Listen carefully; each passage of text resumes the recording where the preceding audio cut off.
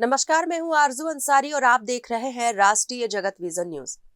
बिलासपुर में 4 नवंबर को हुए ट्रेन हादसे की commission of railway safety (CRS) की प्रारंभिक जांच में रेलवे प्रशासन की गंभीर लापरवाही सामने आई है।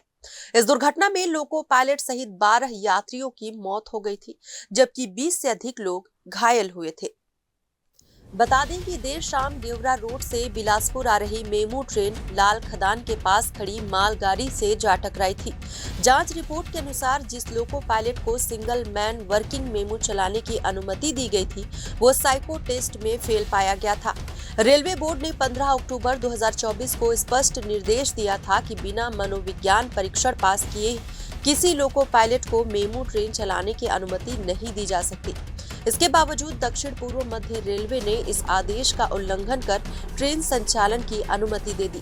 CRS द्वारा हादसे के बाद घटनास्थल का निरीक्षण, ट्रायल रन और 91 से अधिक अधिकारियों कर्मचारियों के बयान दर्ज किए गए।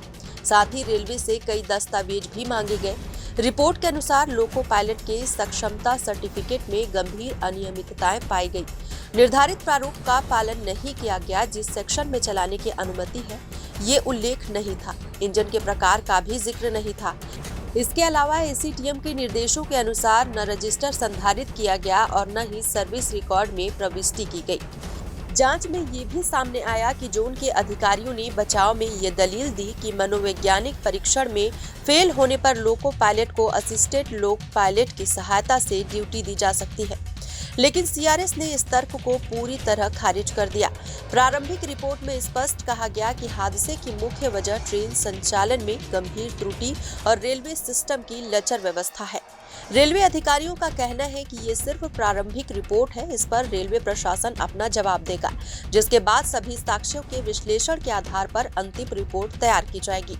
सीनियर DCM अनुराग कुमार सिंह ने कहा कि फाइनल रिपोर्ट आने के बाद ही जवाबदेही तय होगी। अभी प्रारंभिक रिपोर्ट पर टिप्पणी करना उचित नहीं है। फिलहाल इस खबर में बस इतना ही। देश प्रदेश की खबरों से अपडेटेड रहने के लिए हमारे चैनल को सब्सक्राइब करें और नए खबरों के नोटिफिकेशन के लिए बेल आइकॉन जरूर दबाएं। नमस्कार।